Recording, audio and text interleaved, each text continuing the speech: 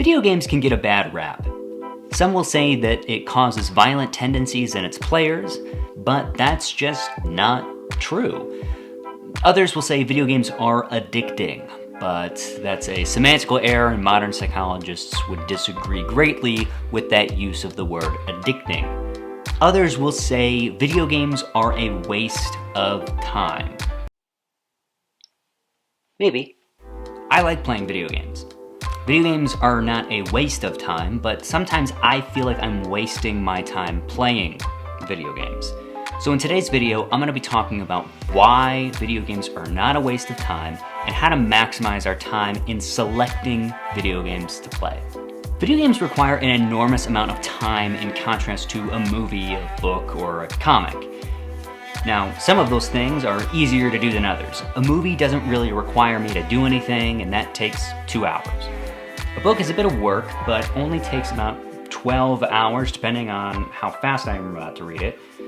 Now, a comic book takes about 15 to 30 minutes. It's low risk, high reward in terms of entertainment.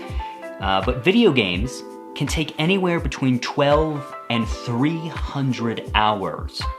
Now, I'm not trying to get things accomplished to say I got them accomplished. I don't look at 20 movies and think to myself, oh, that's 19 more things than one video game.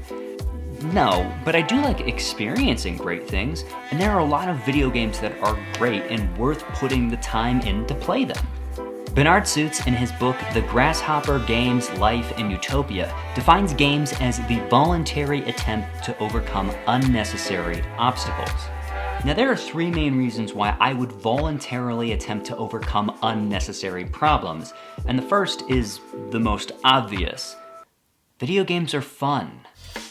A game can instill a creative drive in people, it can make them feel like they've gone on an adventure, it brings happiness to them, it instills a sense of accomplishment and wonder. Video games are fun. But they're also relaxing. They can be a wonderful way to unwind and relax, they can help us feel warm and comforted, and can be an uplifting escape from the stresses of everyday life. Video games are also challenging. Some video games are incredibly difficult and require a player to stretch his or her mind and hand-eye coordination to do something strenuous, but the euphoric feeling of accomplishing something really difficult is priceless. But these 3 categories are not mutually exclusive. People can play the same video game for very different reasons, and an individual most likely can feel all 3 of these sensations within one game. Video games are all 3 of these things. Plus, there's a 4th one, they connect people. Even if you're not playing a game with someone, when someone says that they've played a game that you really love, there's an instant connection. Now, video games are not a waste of time, but I do not want to waste my time playing a video game that might not really be worth it. Now, it's difficult to assess whether or not you're going to enjoy something that you haven't experienced, but regardless of whether or not it's a new game that I've never played before or an old game, I kind of have a checklist that I go through before I start playing a game.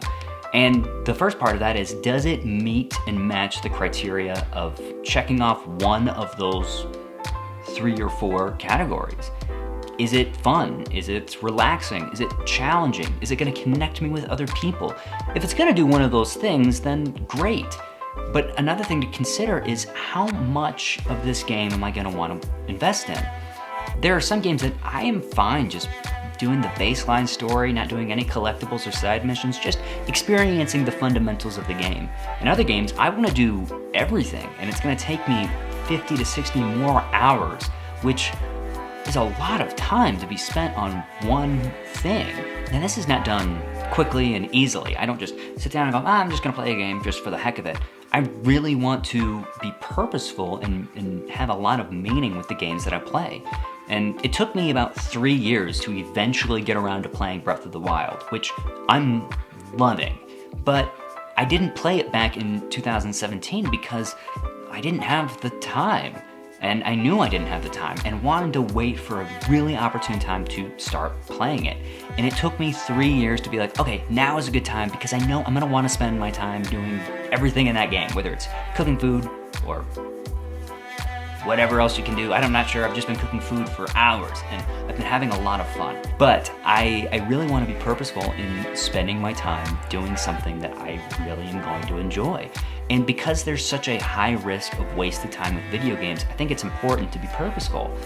If I watch one bad movie or read one bad comic book, I'm gonna be a little annoyed. But I'm gonna be really annoyed when I play a video game that I'm just like, meh, that was okay. Rather, I'd wanna be playing video games that I know I'm gonna look back on and be like, oh, that was such a fun experience. I'm so glad that I was able to do that and be purposeful. Now I want you to be playing more video games. Not for the sake of playing more video games, but because of the rewards that come with playing a video game. That it's fun, it's relaxing, it's challenging, and it can help connect you with other people.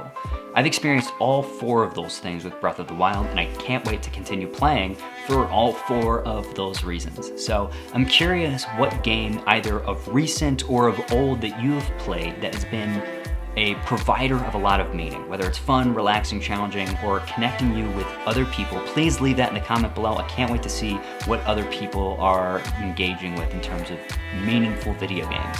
And if you like this video, feel free to subscribe and hit that like button. I'm gonna be making a ton more content like this and like a lot of other things, so I hope you enjoy. But in the meantime, peace, I love you, and God bless.